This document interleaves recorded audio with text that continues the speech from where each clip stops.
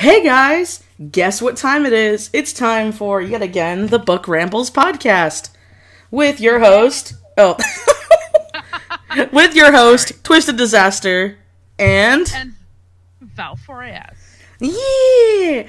And this time, it was my turn to pick a book, and I picked The Ables by Jeremy Scott, also known as CinemaSins on YouTube. I will boop his channel in the corner, because he's an amazing YouTuber, and when I found out he wrote a book that he even himself had said, it's a book, like a storybook, not like a biography, not a normal YouTuber book, because I do hate to say it, most YouTuber books are kind of like either biographies or how-to books, or like, they don't use their chance to actually make a story they've been working on, and Val and I can tell this is something he's been passionate about for a long time.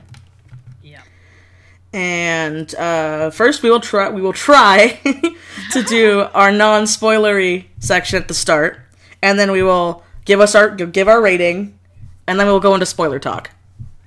So, right. Val, would you like to tell the magical listeners about the book? Yes. But before I do that, I just wanted to point out, it's a really good book. Okay, guys.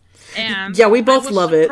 Well, we were both surprised that almost nobody is talking about this on the internet.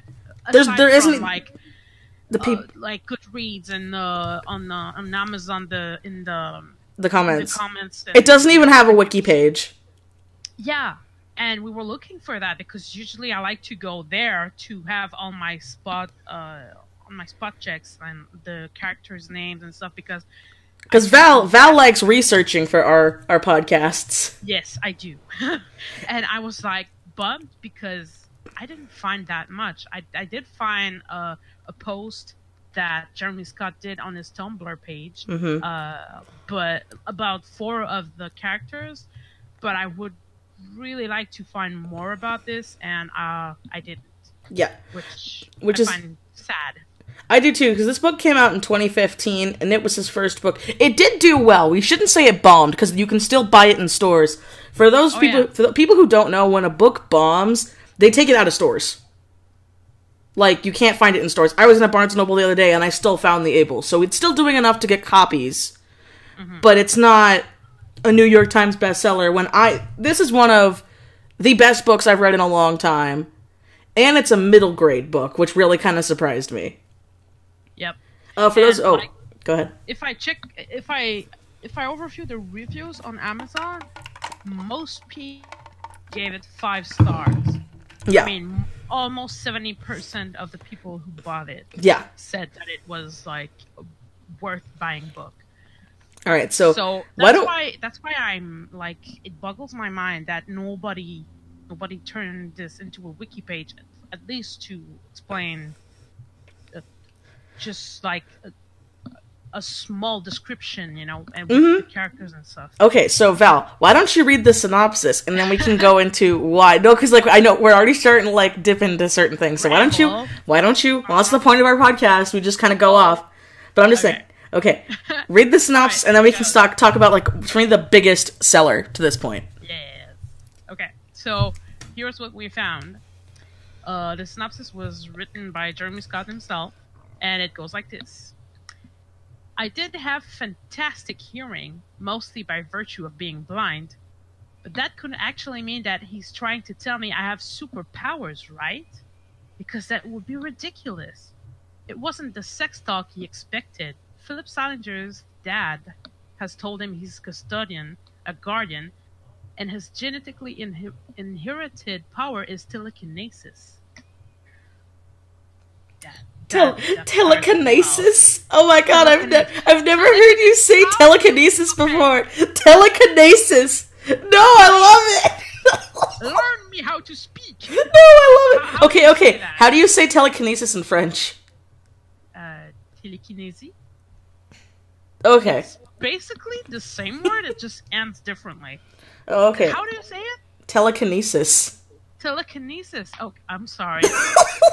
No, it's okay. It's okay. It's okay. There is a language barrier there. It's okay. Yeah. Well, I mean, at least I guess people would find it funny. I don't mind. he can make fun of me because I'm tall. No, baby, I love you. No, baby, I love you. Val, no. I know you love me, baby. Anyways, I'm gonna keep going with the synopsis. I don't know what happened, but I think maybe there's a space. Okay, hold on. Well, no, it's my fault. Someone forgot about apostrophe or something, but I'll read it how I see it. He learned to move objects with his mind. That doesn't sound right. Anyway, excited to begin superhero high school until he discovers he's assigned to a special ed class for disabled, empowered kids. He suddenly feels like an outsider. Bullied, threatened, and betrayed, Philip struggles even as he and his friends, calling themselves the Ables, find ways to maximize their powers, to overcome their disabilities, and are the first to identify the growing evil threatening humanity. As vital custodians disappear and the custodian leadership is mirrored in indecision, I'm not sure about that word. It's okay. Oh, a mysterious and powerful figure taunts Philip, and the enemy is poised to strike. But what if the next one who does all, the multi-gifted custodian predicted to come, is one of the Ables? The Ables is a fast-paced, captivating debut novel from Jeremy Scott, a bold new voice in fantasy, a widely popular storyteller as a co-creator and narrator for Cinema Sins, a YouTube channel that has amassed more than 3.3 million subscribers in under 2 years. Wow, I did it. You did it! So, yeah. It was hard to read because it wasn't all blocky text. Yeah, no, I understand. But you get the gist of it. Yeah, so pretty much, if you guys didn't catch on, this is a book pretty much like, it takes place in a superhero universe, a lot like Marvel, Sky High, that kind of thing. But it takes place with characters who are all disabled. And they are like 11 and 12 years old. Yeah, it's middle grade, so they're in like 7th grade. I think they openly say they're in 7th grade. Yeah, they're in 7th grade because the main character's brother's in 6th grade, and he's bummed that he has to go back to elementary school. Because it's a very small town, so they describe how they only have 2 schools. They have the elementary school and the high school. Because it's a small town, it is filled with superpowered people and those who know of the superpowered people. Like, relatives and stuff. Yes, but people cannot learn they have superpowers until they are 11 or 12. Because that's when the superpower starts showing. Yeah. That's so they have this, it's really interesting. Oh, pretty much they talk about it being like through puberty. You don't really get your powers until you go through puberty. Yep. And so the main character is blind, but have telekinesis. Telekinesis. I say it right. You don't know, it's it's fine. It's fine. Anyways, and he makes friends with a guy in a wheelchair that can read minds. Yeah. Did I get it right? Okay. Yeah, he's a telekinetic, I think. Yeah. And then he's got another friend who can grow big, like building big. But as soon as he does that, he needs his inhaler. Panic mode. Yeah, he has he's eating problems. Yeah, they openly admit that he's a severe asthmatic, so he can't really use his power. Yeah. And they also there's a girl in their class who's deaf, who has super hearing, and they were explaining how it's kind of sad that the one girl in their class who is hindered by her disability can't use her superpower. Yeah. Which is sad. Yeah, but that's the interesting thing about this, is what I also liked is when they talked about the superhero people, is that it's not just, you have laser beam eyes or whatever, or you can fly. They talk about how there are some people who are just geniuses. Their brains are so super powered that, they don't have, normal, finger quote, normal superpowers, but to me that always made more sense in those kind of aspects. And even growing up, whenever I watched those movies, I always wondered, I'm like, wouldn't, like, this is in our world, so wouldn't they have disabled people? Or disabled persons, Probably. whatever the proper way to say it is. I'm not trying to Yeah. insult anybody. But the way this was written felt like really good representation in my mind. Yes. Like, I even... Yeah? It felt real. Yeah, it felt real. These characters felt realistic. Like, this was really grounded in reality, saying it was a superhero thing. I would put it on par with Harry Potter. It isn't like a national phenomenon like Harry Potter was, but this is definitely going to be a classic for me. Yes. Another Even thing... though it's a one... It's a one-off. one book. I know! The one time I want a book to be a series, Val. The one time! And it's not. I have to agree with that because I kind of want to know if one of the characters...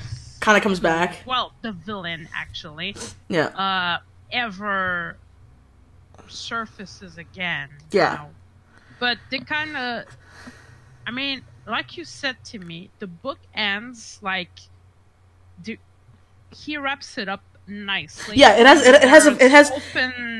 an open end, but it's done properly. Like, all of my nitpicks with our past videos we've done, our past two books, is that neither book really has an ending. Throne of Glass was better than fucking Cinder. You know, at least it had somewhat of a capping off point.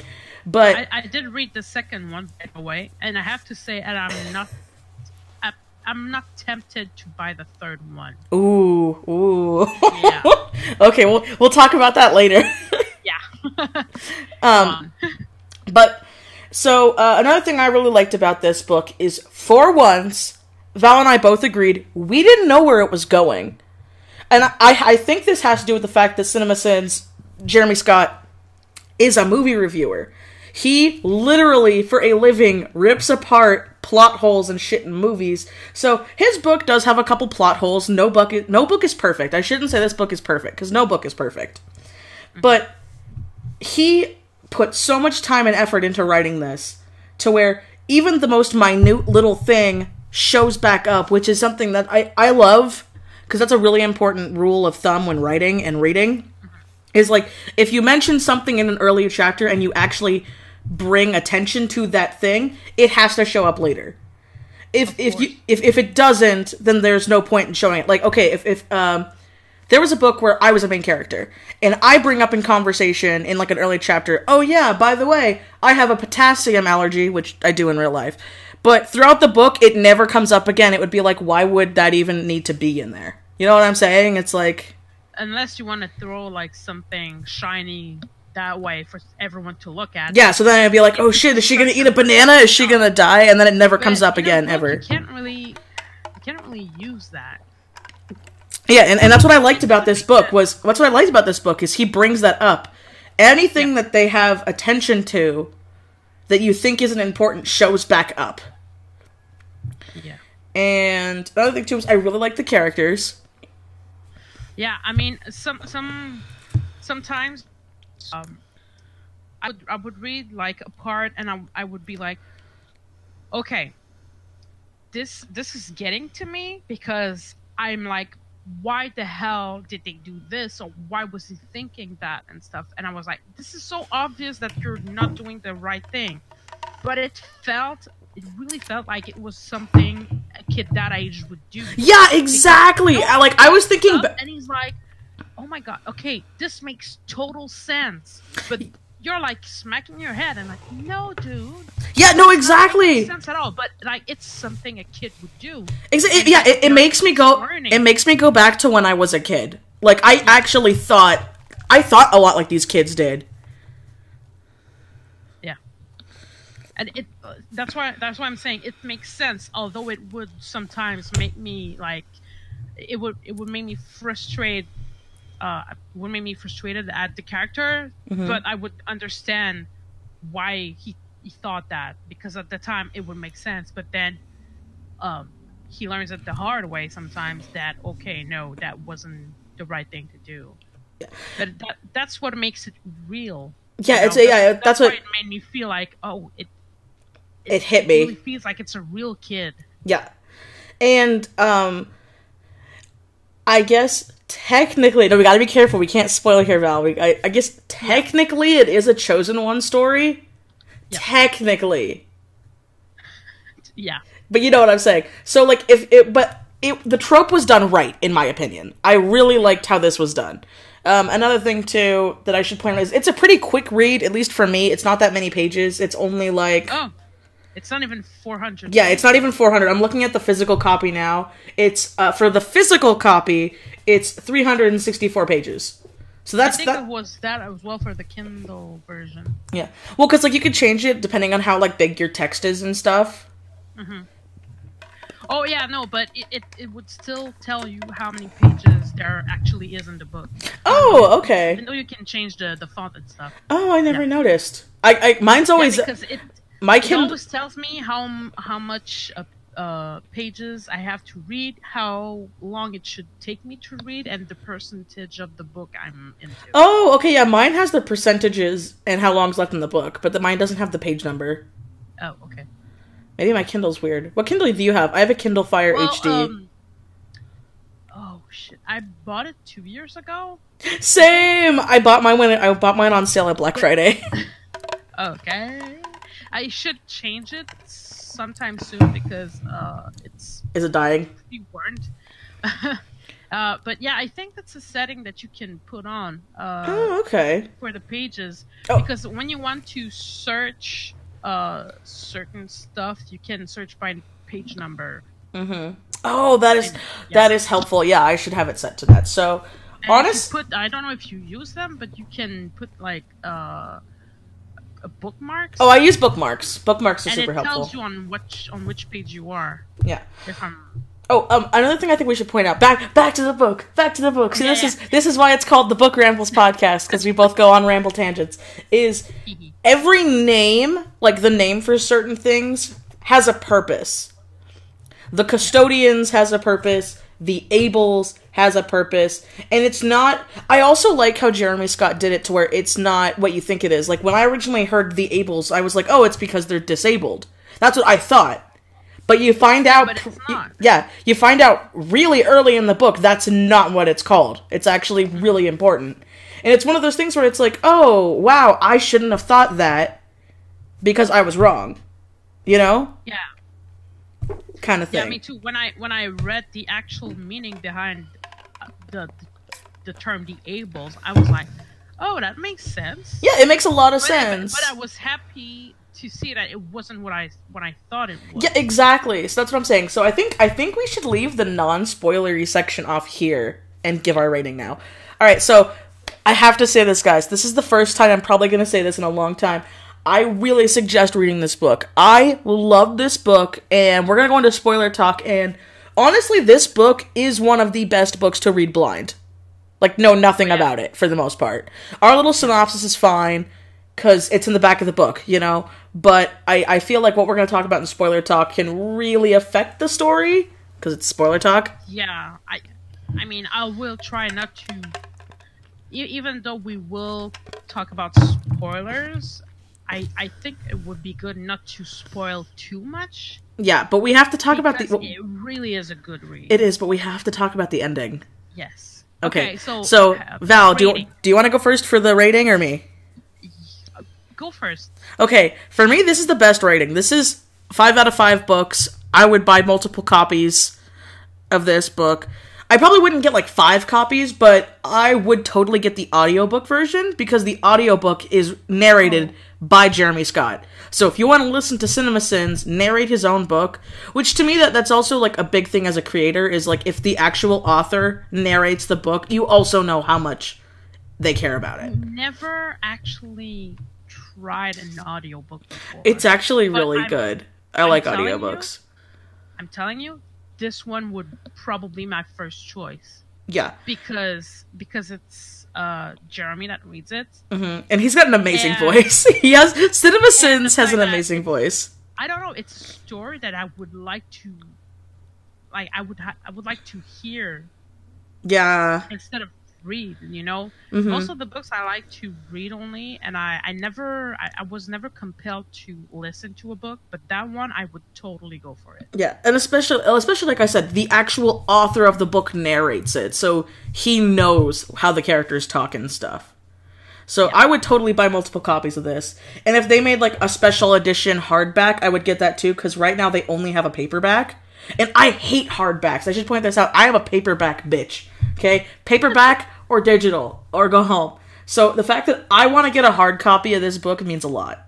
And that's my rating. So this is the best rating I've ever given to a book since we've been doing the podcast. Like, okay, not that I'm surprised by it, but I was kind of thinking, oh, maybe she's going to give it a 4. I know, I'm such a nitpick. But no, I loved this book, and I totally recommend it. So, for me, this is my highest rating. So, my rating is also 5. Like I said, I would totally try the audiobook for this one. Yeah. I'm gonna read it again for sure, multiple times. Like it's in my list of books that will read on and on, like at least once a year. Yeah, this isn't like. I mean, at some point, I probably won't be able to do that because I will have too many books in that pile. But exactly, and especially since we want to do the podcast once a month, we're gonna be. But no, this is honey, also a very. Honey, I know. I don't know. Oh, honey. Just before I was able to buy it. Yeah. I was like halfway into the Succubus books again. Oh my god, bish. Yeah, I know. It's okay. Like this is. Anyways. I will say this isn't like my favorite book of all time, but this is going to be one of my favorites. Yes, definitely. Because my favorite book of all time is never going to change because it's what got me into reading. So it's a very special place in my heart. But this is top. I will say like top 5 for me. All right. So I haven't thought about that, but like it's definitely my top 10. That's for sure. That's good. All right, so we're gonna get into spoilers. So nobody in the freaking comment section or email me saying we spoiled them, because I got 2 emails that even though we announced the spoiler section, that we spoiled Cinder. Being like, how could you spoil Cinder? And I'm like, we said in the beginning, and we said in the middle, we're going to talk about spoilers. Okay, at some point, maybe you should do a visual effect. Fine, I'll slap. It's a static image! They're not looking at anything! Fine, I'll slap a spoiler sticker on it. Okay, you know what? Never mind. I don't wanna put too much work on you. No, there. I already made the stupid sound effect. I'm gonna put the stupid spoiler sticker on there. Alright, okay, so... pick one of those, like, blaring sounds that says, warning. Oh my god! Okay. Honeys, Oh. This is the spoiler part. If you don't want to be spoiled, don't listen further. Until you read the book, and then come back, because totally come back, because this was good. Okay, so first of all, man, these poor fucking kids, they go through... they try so hard. And they go through so much shit. I know. That was another thing I liked. I liked that Jeremy Scott didn't shy away at the fact that they're kids. Yeah. Because a lot of people who do middle grade books, they shy away. They'll have like a kid get hurt, but they won't have... Kids die, like, at the end of this book. Mm-hmm. Well, yeah. Yeah, they die. I mean, you can't even sugarcoat it. They what's his name? Philip even talks about how he sees, like, the bully's dead body on the floor at one point. Oh, well, I mean, that part, I was like, good. Well, yeah, I was too. He was an asshole. That kid was a sociopath. Oh, yeah, definitely. Like, I mean, they talk about, like, people with special powers. They either end up good or bad because there are villains and stuff. Yeah, but, and... I mean, it's like, you know that. People know about that. Why would they let kids bully other kids knowing that they could end up villains? Especially that fucker. I'm sorry. What's his face? Oh, I curse all the time. Chad, It was Steve. I mean, Steve. Chad is pretty fucked up, but it was Steve. Steve. Okay, because Steve was the special eyes guy. Oh God, he's like he's like Cyclops. Marvel. He's like Cyclops. Yeah, Cyclops. Although he he can't kill and he can control it. Yeah. And yeah, there's this other bully at first that like. Yeah. Oh my God. Okay. So the first bully you meet in the story, and you meet him pretty early, is Chad. First of all, I felt bad because I laughed, not in a good way. I'm like, this fucker broke a blind kid's phone. Good. I'm happy he got kicked out of school. Why the fuck would you break a blind kid's phone? And then he punched him. Oh yeah. I mean, I was like literally cringing inside. I was like, oh man, that brings back memories that I don't want to have. Oh, yeah, same. I've seen stuff. I mean, I haven't really been beaten up. I did punch a guy once, but I mean. Oh, I've been physically assaulted for bullying when I was a kid. So. Oh shit! I mean, verbally, yes, but not physically. I mean, not that I can recall. It's fine. But I've seen it done. I've seen people, kick a guy because he was different. Yeah, I've seen that too, and I saw that as well, which is like, it made me cringe, but it also made it feel like it's in reality. Like, again, you know, what the fuck, no one would do that to a blind. You'd be surprised at some shit people do. Yeah. Like, I've seen people who, like, there's a character in here, who we both love. Oh yeah. Donnie is such a pure being. Donnie has Down syndrome, and like, you can even see videos of, like, there's people with Downs who work at, like, supermarkets and stuff, and people will make fun of them. Yeah. And it's really fucked up. And, you know, that's another... I mean, they are the less... So, hold on, let me organize my thought here. People with Down syndrome, I've worked with kids with disabilities. Yeah, same. A while ago. And... I mean, they are the purest of people. And the thing is, too, again, what I liked about this, what I really liked about this book... They are so sweet. Yeah, and like I said, another thing I liked about this book is they didn't paint the people with disabilities as, like, better than everybody else. They were just people. I really liked this book because, in my mind, this was proper representation to the fullest. Mm-hmm. Like, people always talk about representation in stories. This was done... with so much care and so much research for the fact that he made the main character a blind telekinetic. You know, which is genius. Yeah. No, it was telepath. That was the other one was. Friggin' Henry was a telepath. Philip's the telekinetic. Yeah. My bad. Yeah. But yeah, no, so, and like, the way he describes it, too, because, there's a certain point where Philip kind of, I say kind of, because he kind of gets vision, but it's not really what you think it is. It's because of Henry. It's because of Henry, who's his friend, he's pretty much Xavier. He's Charles Xavier, where because of their other friend Bentley, who's super fucking smart, he's like, hey, you can read people's minds and see pictures. What if you put pictures into somebody else's mind? And so they were like, oh my god. And that's a thing, too, that I thought was interesting that I never thought of, where I was like, that makes a lot of sense. Yeah. And so... And at the end, when he tells Philip, hey... let's try it.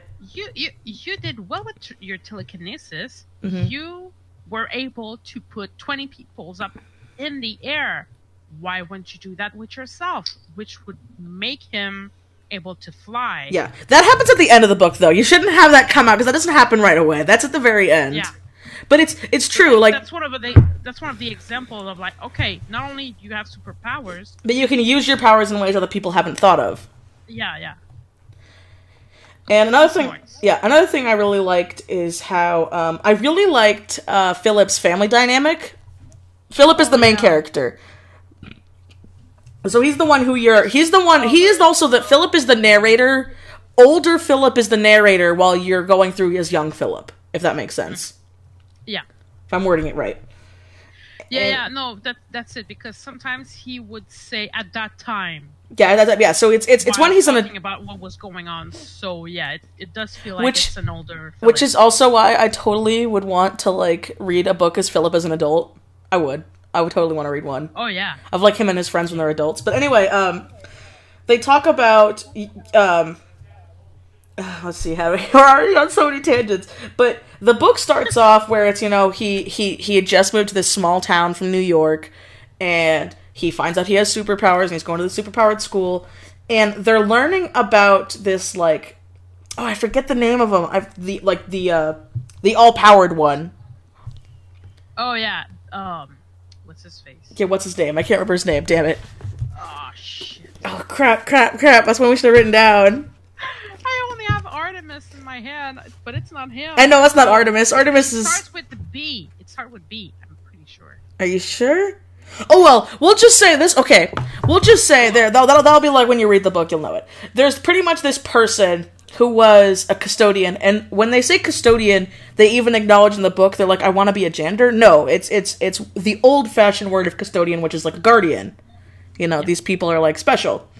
Where this guy was like he's pretty much like the god. He had every single superpower and was taking over the world. And so they had this small group of custodians who called themselves the Ables defeat him. Yeah. And so you learn about how they're like, oh yeah, there's this cult running around where they believe that the guy's going to get reborn. And yeah, kind of like Jesus, but evil. Yeah, like an evil Jesus. Wait, the prophecy says that he's going to come back as a savior, and he's going to learn about his power through he would go through some very fucked up shit. Yeah. And yeah, I mean it's kind of frustrating because at first the way they describe it really does seem like it's like, oh jeez, it's a legend. Nobody really gives a crap about it.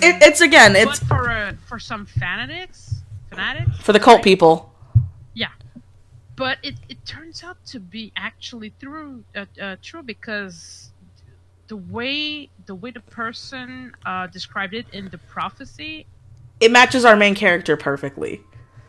Well, not only that, but instead of saying, "Oh, he's going to come back," I just know it. No, he calculated the Bentley was able to like based on DNA and lineage and stuff, and like there's a percentage of possibilities and stuff. So someone actually calculated the probability of him coming back. Yeah, and that's another thing I like too, is it wasn't just it'll happen this time. Like they even go in depth. Bentley, the super smart kid, even goes in depth. We didn't say what his was. He was he had osteoporosis or something. Like he wouldn't be able to walk right, and he had like a bad spine. I don't remember if that's correct or not. Oh well, no, he just has difficulties with his center of gravity sometimes. Yeah, I think that's what that was. I think that's the best way to describe it. I forget what the actual word was, but like he can't. Oh, don't ask me. I know. But anyway, he like they get this at one point. They get this super special like old timey book, and he like translates the book, and he's like, "You guys don't understand. This is like a math calculation." And they're like, "What?" He's like, "No, this is exact." And they're like, "You believe him? This guy's crazy." Because this villain comes to town, Mr. Finch, and he is pretty crazy. And so, but Bentley's like, "No, you don't understand. Like this makes sense. This is math. This is like, if this is telling the truth, then someone in our generation is this guy." Yeah. Because you're not going to be, the thing too is in the prophecy, they pretty much explain that like, you're not born knowing what you are. No. It's going to just happen, and it has to happen in like a traumatic event kind of thing. Which is another thing I liked. I liked how it wasn't oh, well, you're just going to know that you're God, pretty much. Well, no. You're going to... Because he, like, the Finch character, the villain... Yeah. He tells many times that it's going to be through, like, awful events. Yeah, awful events. Oh, and another thing we should point out, the reason why you're pretty sure it is Philip throughout the book is because Philip inherited his dad's superpower, and his dad openly talks about in the beginning of the book, this doesn't happen. Kids don't inherit their parents' superpower. They might inherit, like, a grandparent, but they don't inherit, like, it's very rare, so people thought of it as, like, an omen. That Philip's dad's a telekinetic. And when it happens, supposedly, the power is, like... magnified, yeah. What it is for the parents. I mean, we see it at the end. Philip has, like, 20 people hanging in the fucking air. Yeah. You know? And he's smashing the face of that villain. I know. But there's a reason for it. Like, that villain was so justified. I was so happy. Oh, God. You know... Like, he made me so mad. This villain... Like, in a good way. Yeah, that's another thing I liked about the villain. Even though this is a middle grade book, this wasn't a cartoony villain. This was a very realistic villain in my mind. Oh, yeah.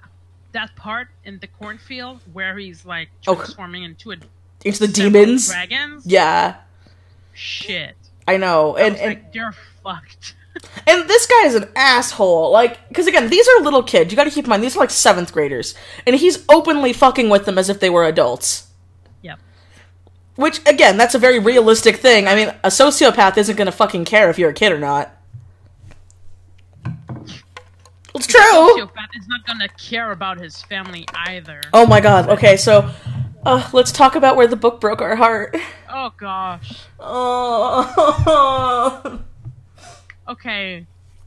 As we talked about the cornfield scene, and the cornfield scene's important. Yep. The cornfield is a place where they gather. It's the cover of the book too. Superpowers, yeah. So it's mentioned several times. Yeah, the cornfield is very important. When they catch the villain in the cornfield on Halloween, it was on Halloween, right?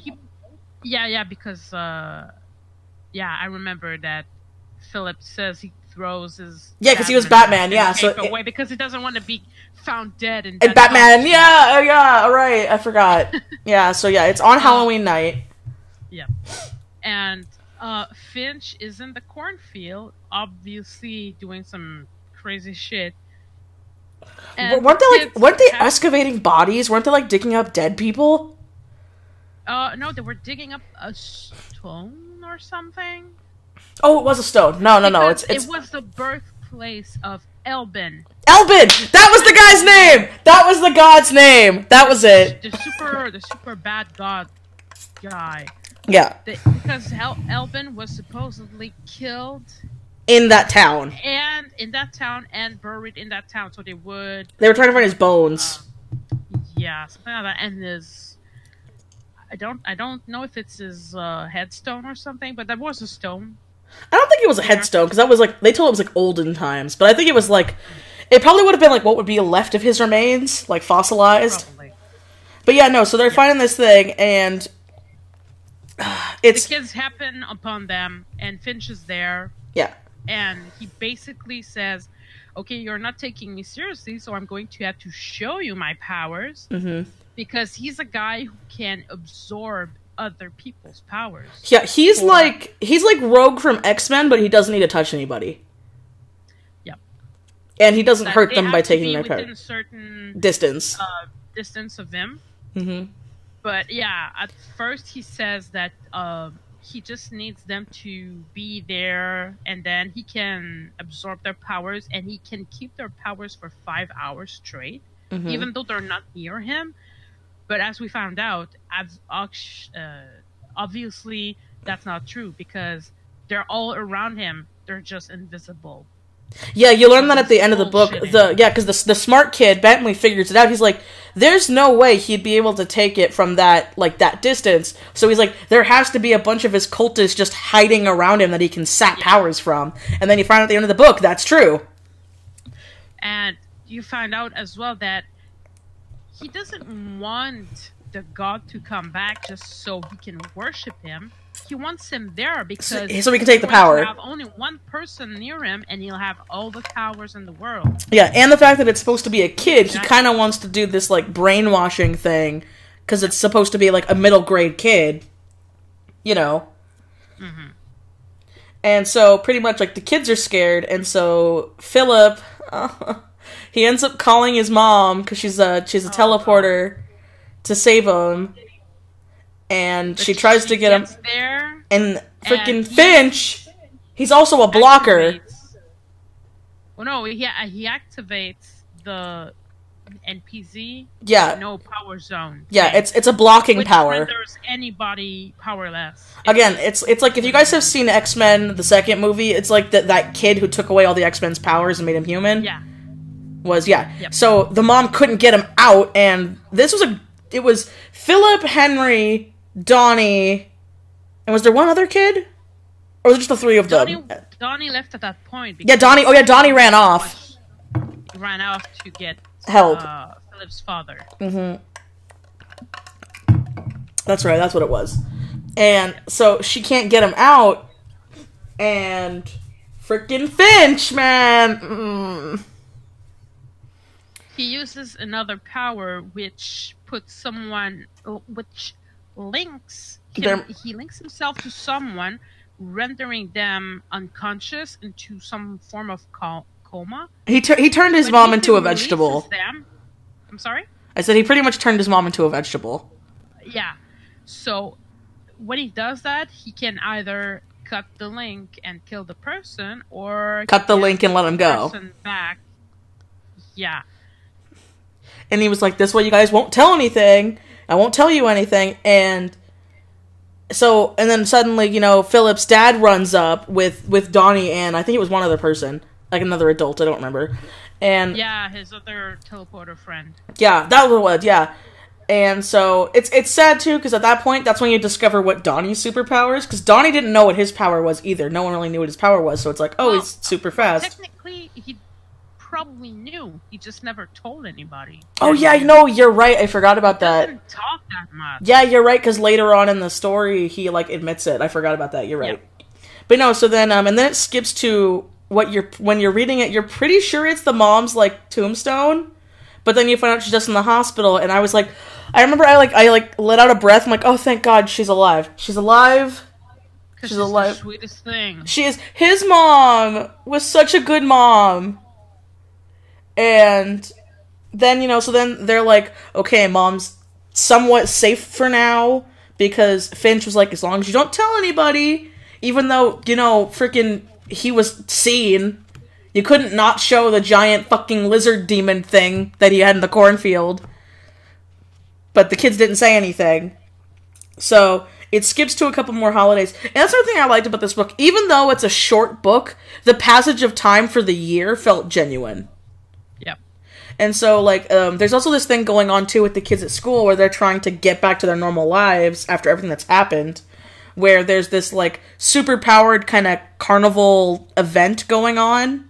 They call it Super Sim for super simulation. They kind of simulate being a superhero with villains throughout the town, and the kids have to team up and try to make points by arresting villains. Yeah, arresting villains, saving the hostages, that kind of thing. So they're trying to focus on this, and that's when the first bully, Chad, shows back up, and he's missing a fucking arm. I remember being like, holy shit!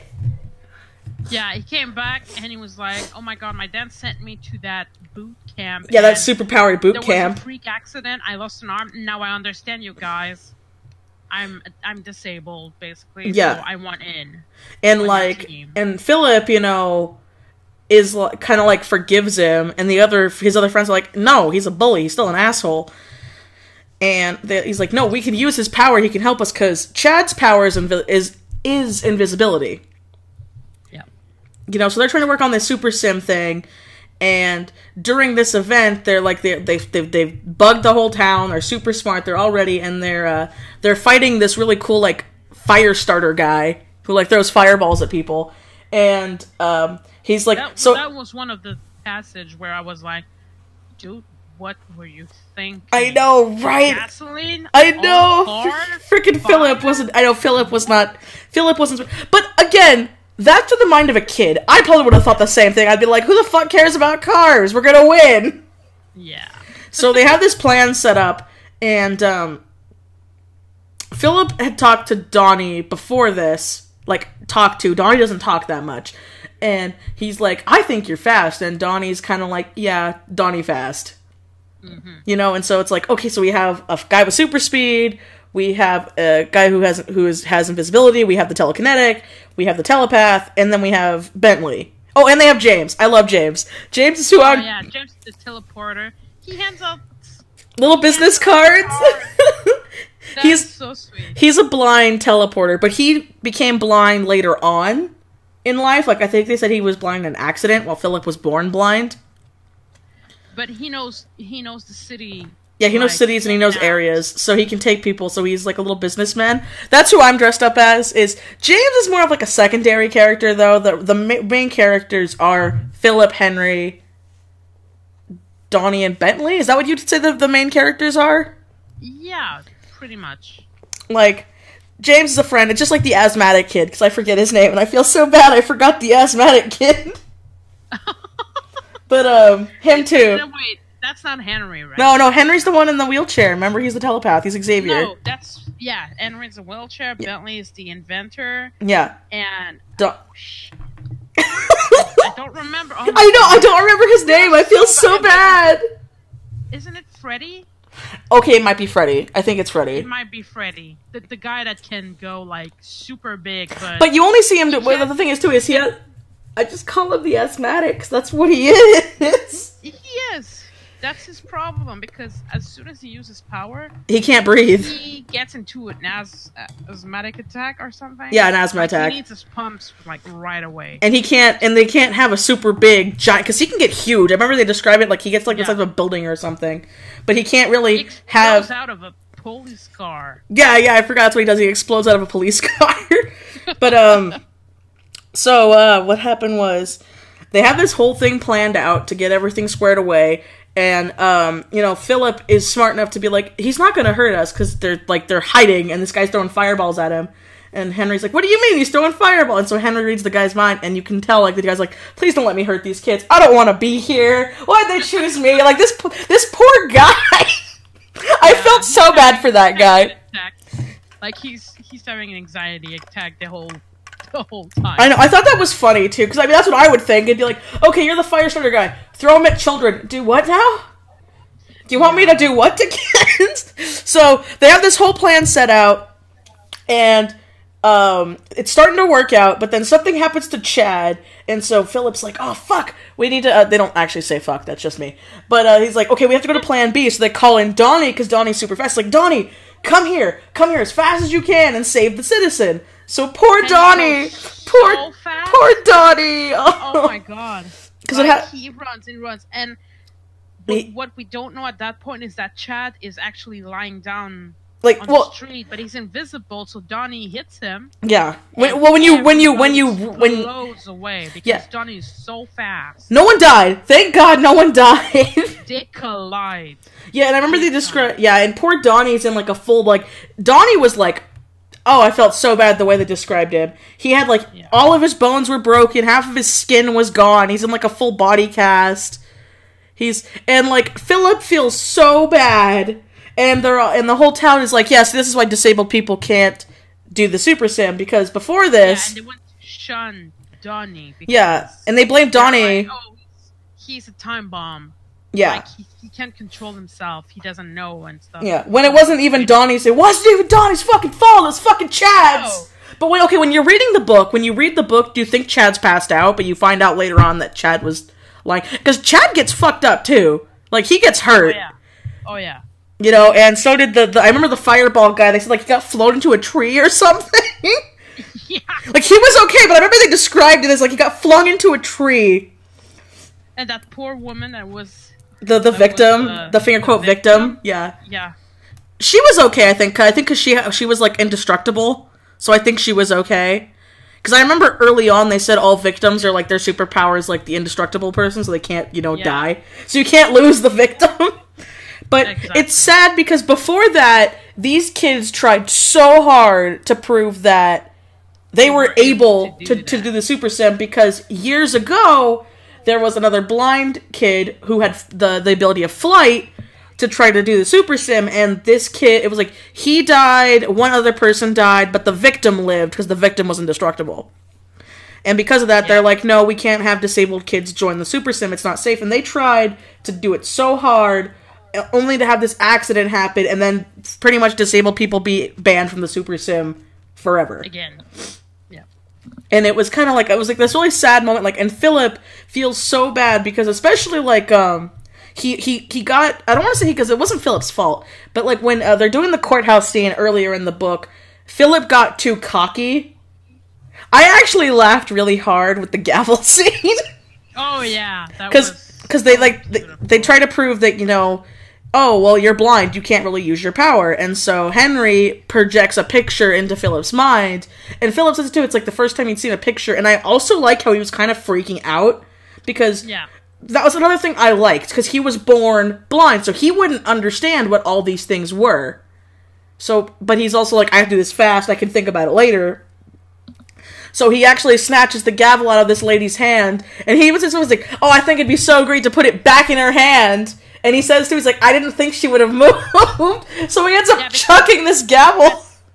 At the beginning, he only gets, like, one image, like... It's like a photo. It's not like a video feed. He gets an image, but the lady moved like she was covering her face because she was in shock. Yeah. I remember that. She bent forward because she was in shock. So when he thought he was giving her back the gavel, she received it full with his powers. We should explain. He didn't just chuck a gavel at her. No. Oh gosh. But it's like, you know, Philip thinks back to that, and he apologizes to his friends because he's like, this is all my fault. I did this, you know. And so he goes to see Donnie almost every day in the hospital because he feels bad. And he's mad that everyone's like, I think they said like he was expelled from school and all this other stuff. No, it's just that he wouldn't be able to return to school that year because he had some rehabilitation to go through. No, he had that, but I remember the parents were trying to get him kicked out of the school. The parents were trying to be like, I don't want this guy around my kids. Yeah, because technically he's 20 years old, but he has the mind of a 7th grader, though. Yeah. So yeah, he's in the body of a 20. I think they said like a 25-year-old because they always describe Donnie as like huge, but well, on the hold on. I was gonna say there's no wiki. You can't look up the wiki. Okay, here it is. No, I'm on the CinemaSins Tumblr post. They say that Donnie's age is early 20s. Oh, he's early 20. Okay. Yeah. But poor Donnie. I felt so bad. I love Donnie. Oh, yeah. He was so sweet. And so Philip's like in the hospital visiting his mom and Donnie all the time. And while he's there one day. Oh no. Oh, here you go. He's there one day and he's with Donnie and fucking Finch shows up and I don't remember the specifics, but like. Oh no! Finch came to tell him he was gonna. Finch was like, "Listen, I need to sever the link because I have to put a link on somebody else." Yeah, but then he's like, when Philip tries to convince him to not do that, Finch goes, "Okay, I might do an exception for you, but you have to join me in my villainy." Yeah, because Finch pretty much tells him like, "You're the guy. You're going to be." The super thing. Like you're the reincarnation of that. Of the god. Alban. Of Alban, yeah. You're the reincarnation of God for the most part. Yeah. And it's like Philip calls his father with his teleporter thing. His teleporter. But the thing is, Finch can read his mind. Yeah, because Finch is a fucking asshole. And he told him, well, meet what did he say? It was so cryptic. I don't remember. Like meet Doom something. Yeah. And then you hear literally like he tells that he can hear a beeping machine telling that someone's heart had stopped. Yeah, because he was in Donnie's room, and Donnie was freaking out too, because Donnie couldn't do much. He's like in a fucking body cast, you know. And then it's like you hear his dad come up with his dad's teleporter friend, and then it's like you just know You just know, and then, like, you hear his dad, like, Philip describes his dad, because, again, Philip's blind, so a lot of the stuff that you're getting is from a blind person's perspective, unless Henry's there, and Henry wasn't there. Another thing, too, I liked, too, is even when they get the finger quote video feed better, it isn't an exact video feed, it's like a moving picture. Mm-hmm. You know, it's like stop motion, so I liked that aspect of it, but yeah, so, freaking Philip's mom died because of fucking Finch, and I remember being so sad, because even Philip realized that he's like, I just killed my mom. Well, yeah, but at the end, I'm glad that fucking Finch told him, well, I was going to do it anyway. Yeah, I know, yeah, you find out at God. Yeah, you find out at the end anyway that Finch was gonna do it, because, another thing, too, you find out about Finch is that he is an absorber, which I think you brought it up, right? Yeah. Well, ironically enough, and this is the one thing I didn't like about the book. Like I said, the book isn't perfect, but they bring up early on that frickin' Philip's grandfather was an absorber, and that absorbers are, like, super fucking rare. Yeah, but he's supposedly dead. But again, it's like, oh, there hasn't been another absorber since, or whatever. And his grandfather's dead, and then they brought up how, like, his grandfather was this great person, and how he was, like, a great superhero guy, and, you know, his friend is the reason why he died, and all this and that. But it was a martyr, because, you know, while he was fighting this bad villain... The Artemis guy. His friend, who was his partner, betrayed him and tried to kill him. Yeah. Well, he did it by turning off his power so Artemis could take a fucking lightning bolt to his dad's face, or to his granddad's face. Yeah. And you're pretty sure, you know, taking a lightning bolt to the face, you'd be fucking dead. But the second they described how that happened, I'm like, he's Finch. Because they describe, when you meet Finch, they describe him, when Philip gets a picture of him, because he doesn't get one right away, is like, he's got like this ugly, like, disfigured scar across his face. Mm-hmm. And so it's like, the second you hear that, because you hear the description of Finch really early on, and then when you hear that how his granddad died, I'm like, it's his granddad. So, surprise, at the end of... That early? Yeah, you learn about it early on. Like, when they meet... I didn't connect that. Yeah, when they meet Finch in the library, they describe him, like, when they first meet him in the library, they describe him as having the giant, like, scar across his face. And then, like, a few chapters later on, when Philip finds out about how his granddad died, they're like, yeah, he got struck by a lightning bolt, you know, and everything, and, like, he died because he was struck in the face. And I'm like, it's Finch. Oh, jeez. I'm like, it's Finch. I wasn't that fast. I mean... I figured it out when they were talking about, like, how rare the power was, mm-hmm. and how they looked up all the... Oh, they looked up all the absorbers? All the absorbers, and that they were all dead, but... They were all dead, or one of them was, like, way too young or something? Yeah. So that's when I figured it out, because they basically told that Finch probably wasn't his real name. Yeah. Which was true. Mm-hmm. And I think that's another thing that's like a childhood thing. It's like, as an adult, we would probably have connected the dots, but I'm sure it was one of those, like, it can't be my grandfather kind of thing. Mm-hmm. You know? Well, even his dad doesn't believe it at first. Yeah, well, his dad fucking sees him at the end. Yeah. You know, and then, what was it? Let's see. So then you get to that, and then there's the... So they're like, Philip's fucking depressed, his mom passed, his mom was killed, Donnie's still in the hospital, the super sim's going on, and like... But they were banned from it, so... Yeah, so like all of like the Ables, because that's what they called themselves after the great group of people, was they're like, we're just gonna sit at my house and watch movies or whatever. So they're all just kind of enjoying, having a good time, and then... And then the apocalypse occurred. In the town, yeah. They find out that the cult people who want frickin' the superpowered god to come back are frickin' like going nuts, and they are killing people. Oh yeah. Like, they're not hurting people, they're rounding up people. Oh, we should point out, throughout the story, a lot of superpowered people were getting kidnapped. But then the ones that would be able to create no power zones. Yeah, the NPCs. Luck. Yeah. they would disappear because But it was like... needed them. Yeah, but it was subtle. I like that. It was subtle that the it's still kidnapping, but it was like, oh, another person's gone, and then months had passed, and another person was gone, kind of thing. Mm-hmm. You know?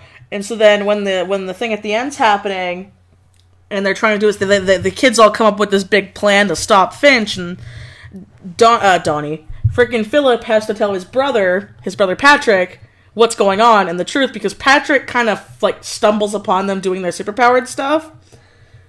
And so he's like, okay, Patrick, well, listen, I'm not supposed to tell you this, because Dad's supposed to, but you're actually gonna be like the Flash.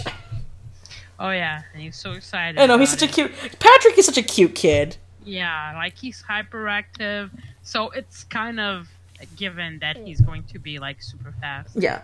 So then they come up with this big plan to get Finch, and everything they think is gonna work out great, and then the big battle happens, and it turns out that Chad was a part of the cult people all along, but, like, that's what I liked about it, when you do find out, like, he's not happy, like, he's kind of sad, and he's, like, scared, so I think it's more like Chad was a victim of circumstance, like, I think... Probably. I think but what he still killed someone. Oh, no, he still killed someone, but he wasn't happy about it. It wasn't like, yay, I'm doing this for the good. I think of it as, like, a lot of this, I think of, like, a Draco Malfoy situation. Yeah. Because his dad is, like, this really big, like, superpower in the town. And so I'm pretty sure, like, they don't ever say, but that's what I'm assuming, is that, like, his dad was a part of the cult, and Chad had to go along with it because it's his dad. Because Chad... That's just my idea. That's I don't know. That's my headcanon, because they don't hint at it. But because Finch kind of said that, you know, when I heard that kid punched you and got shipped over there, I thought that was a great opportunity to recruit. Yeah, that's what it was. Yeah, you're right. No, you're right. He didn't say anything about his dad. No, you're right. I forgot about that. Yeah, and so, like... And he's like, yeah, see, I told you losing your arm would be worth it. And even, like, Chad, like, again, Chad's not happy. He's not like, yay, we're the bad guys. It's like, it's more of a, what the fuck have I done sort of thing. Yeah. And so... But then, he's in too deep, so... You can't really stop now. And then, Finch pretty much tells Philip, he's like, okay, Philip, so there's a nuke in the school. So if you're not gonna show everyone your awesome power and show everyone I'm right, I'm gonna make the nuke go off. Like, his grandpa is so convinced that Philip is the reincarnation of the evil god thing. Yeah, so convinced. And Philip, like, and that's when, like, Philip kind of snaps, and he's like, you did all this? You killed my fucking mom? Just to make your prophecy match me? Because when you think about it, if Finch didn't intervene, none of it would have matched Philip at all, except for the fact that he's blind. Like, that's it, which is kind of... Because I remember the prophecy says something like, he sees humanity like no one else does, or something like that. He sees humanity, he sees differently. Yeah, that's what it was. It was something along those lines. Or through different eyes. It was it was something like that, and so... Be shunned. Yeah, he'd be shunned from from his peers in society and all this stuff, and so... Freaking... The grandfather, who you find out Finch is his grandfather, his Thomas, is like, oh, well, no, see, it's all true. This is all true. And even, they find out that the guy who owns the cornfield is, like, one of the most super-powered NPCs ever, and he was the one who tried to kill him. Yeah. But you'll find out why, which is what made sense, because he even said, like, why'd you do, because he's like, freaking what was his name? Charles. He was becoming nuts. Nuts, yeah. Yeah, he, like, explains, like, you weren't the same anymore, Thomas, you were becoming power hungry, and you were saying all this and that, and he was pretty much, like, Thomas/Finch was pretty much turning into, like, a bad Magneto, because a lot of people don't like Magneto, but Magneto is like... Oh, no. You know what I'm saying? Magneto is, in my opinion, is a good guy, just wrong. He's a radical. Yeah, Magneto's a good guy, just a radical, while Finch/Thomas wants to be a fucking god, and, like, we have these powers, we should just run over humans, like, it's our right, and that's not what they were, They should thank us. Yeah, they should thank us. They should worship us. Yeah, and so that's when freaking Charles, the nice man, was like, "That's why I had to do it. You were losing yourself." and I regret it every single day. But he's like, you did all this to your grandson to make this prophecy work? Like, you're nuts. You cray-cray. Yeah, and so, like, they you think they won, and then fucking... The fucking nuke. The fucking nuke. Well, not even just that, freaking what's-his-fuck, freaking Chad shoots him, because the powers are gone, so Chad fucking shoots him, so, you know, freaking Thomas/Finch has all his powers again, and that's when Philip just goes nuts and just starts, like, fucking, like, this really, like, I picture it like a really creepy scene, but it makes a lot of sense, because this kid finds out that his mom was killed by his grandfather for no reason. You know, half the town is gonna die. Half the town already did die. Like, one of his best friends is in the hospital. All because this guy wants him to be this god when he's not this god. And so he, like, snaps and his powers are super fucking strong now. And he picks up, like, 20 people and his grandfather and just starts fucking smacking his grandfather across this building. And he would have killed him if it wasn't for Henry. Yep. Because Henry stops last second because he was, like, you know, protecting the image, and you know, freaking Philip is all... Like, that scene made me so emotional, because I was like, what are you doing? I need this! And he's like, I'm not letting you do this. Your mom wouldn't want this. And he's like, he killed my mom. And I just, And then afterwards, you're like... Oh, that broke me. When he should have killed him. I know, but when he said... Afterwards, Finch goes, well, I have a nuke. I have a nuke! Use that button. Yeah. You'll have to sprout powers that you don't have. Yeah, you'll have to stop this nuke. Your grandson. Yeah, and, like... But I still can't get over that, like, just the way he turns, like, they describe it, and he's just... But he killed my mom! I'm like... Yeah. That got me so hard. But yeah, and then freaking Finch has a healer and gets all up and all fine and dandy, and all the kids are fucking shitting their pants, and they're like, what are we doing? You know? And he's like, oh yeah, well, it's very simple. It's very simple, Philip. Just show everyone you're God and do your power. And if not, then I don't want to live in this world anymore, kind of thing. And so his grandfather sets off the nuke, and there's like a set of bombs. Yeah. So, like, the first set goes off, and half the people are, like, knocked unconscious, except Philip. So Philip can't see anymore, but then he, like, starts, because he literally, like, looks over, and, like, he feels, like, for Henry, and Henry's knocked out, and... He, like, then all of a sudden he can see again. He's like, how can I see? Henry's knocked out. You know? And Finch is, like, laughing, like, come on, do it! You can do it! And Philip's like, no! I can't! And but then... Yeah. The part where, like, the second bombs go off. The second bombs go off, because the first charge was dynamite. Yeah. The second charge was C4, and the third one... Was the nuke. Is a nuke. So... At the second one, at some point before the third one, yeah, Finch realizes that it's not working, and he's like, he's not looking literally, but he's getting a video feed. Yeah, but he's looking at Finch, and he's like, dude, what can I do? Yeah, he's like, Finch realizes that he's not going to do anything. He's like, I'm disappointed in you, and then he just fucking leaves, and then he fucking teleports away. That little shit. I know. I was so mad. You bastard! You did this. You did this. Have the decency to stay there. I know, but no, he's a bastard. No, yeah. And so then he's gone, and so Philip is just like freaking out, and he's like, everyone's gonna die. Well, at some point, I think he's just like, you know what? I'm gonna accept this. Yeah, that's what it is. Like, there's nothing I can do. There's nothing I can do. There's nothing we can do. And then he describes seeing this blue light. And everything, like... Slow-mos, like, real slow. And he sees... The blue light... Yeah, he sees Donnie as the blue light, saving everyone. Picking the people up and taking them out of town. And he's all, like, he's...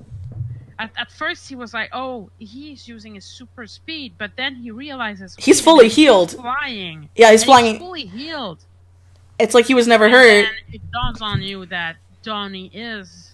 Yeah, Donnie was the one, and like Philip even thinks back. He's like, "This prophecy, it all matches Donnie." Yeah. You know, and like when Donnie, this also hurt me. When Donnie gets Philip away, and Philip, like, looks up at him, and Donnie's like, don't worry, Donnie fix. And I'm like, no, Donnie! Because you knew what was going to happen. Like, and Philip describes, because the teacher, early on in the book, describes as the god guy, being able to make, like, a black hole kind of thing. Yeah. And so Donnie fucking does it to absorb the nuke. But he dies in the process. But he dies. Well, it's pretty much implied that he dies. They don't find anything. Yeah. But a part of me is like, I hope Donnie's okay. I know he's not. He's probably dead. Because even Philip at the end is like, I'm sure if Donnie, did live, he would have come back. But and he says, like, I found it so cute.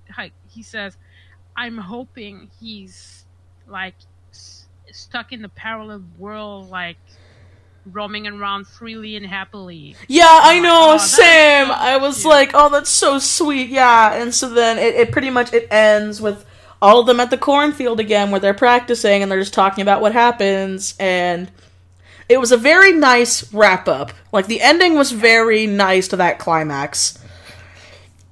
Mm-hmm. And... Hold on, baby. Oh, okay. I have this feeling like we've been talking for 2 hours. It's only been an hour and 20 minutes. Oh, okay. Okay, we're good. Yeah, we're good. No, we're good. I was so wrapped up in this, I was like, oh my god. I know. Well, this is also, I think this is the first time we both because we've both enjoyed this story, like, a lot. Which is why we like I said, I really want people to read this, because I can tell Jeremy Scott, this was a passion project for Jeremy Scott. Even in his YouTube videos talking about it, he was like, yeah, it took me like 10 years to write, because he had to work and do all this other stuff, so the fact that he got this chance is something he's wanted to work on for so long. And it's so nicely delivered. It's so nicely delivered. It has a lot of heart. There's no downside to this, guys. It's a short book. It's a one book series. It's a one-off. It's also a very relaxing read. Like, there aren't this is gonna sound bad, but it's a middle grade, so there aren't like big words, because I know some people are like intimidated by big words. It's middle grade, so it's like Harry Potter. If you can read the first Harry Potter book, you can read this book. Mm-hmm. And I kind of wish I had like more time to savor it. Same. But I'm next time I read it, I'm probably going to just like relax and take it. Well, if you do the audiobook, then you can just do it while you do stuff. I like audiobooks. I don't have the audiobook for the Ables, but I have audiobooks for a few other things, and it's really nice to listen to audiobooks while you're drawing or doing the dishes or working out. Like, that way you can still get the story and you don't have the book in front of your face. Oh, okay. By the way, I'm not sponsored by Audible, but Audible, if you want to sponsor me, I will totally take an affiliate code, because I love your shit. Like, I love Audible. I've loved Audible since I was like 19. Okay. But anyway, I'm gonna try and let you guys know what I think. Yeah. What I was gonna say was, Val, since I picked this book and we're all done, is there a book you want us to read for next month? Oh shit! Because it's your turn. Thought about that. Val. I'm sorry. Okay, I'm gonna come up with something. Let's say tomorrow, because it's getting late for me now. Okay. But and then I'll be able to see it in the description at the very end. I'll put the description, and then I'll edit it, and I'll add a little, edit from Future Michi. The book for next month is, because we're trying our best to make these once a month, to make the book rambles once a month. So because Michi here is a full-time artist. I'm, on the other hand... Yeah, my schedule's my schedule's easy to mess around with. Yeah. Val has a day job. I really try, because, I don't have I have a family, but I don't have kids, I don't have a husband, I don't have anything. You still got to take care of yourself, you still got to eat, you got to have a roof over your head. I live with 3 roommates now, and, like, we have stuff to work on sometimes. Oh, that's good. And, yeah, but I like it. Yeah. All right. So we'll just end here, and then, like I said, I do have a full-time job on the week. That's what I was saying. You have a day job. It's a little bit harder for me, but I'm trying real hard. Yeah. So we're happy you guys enjoyed, and as always, we will see you next time. Bye. Bye.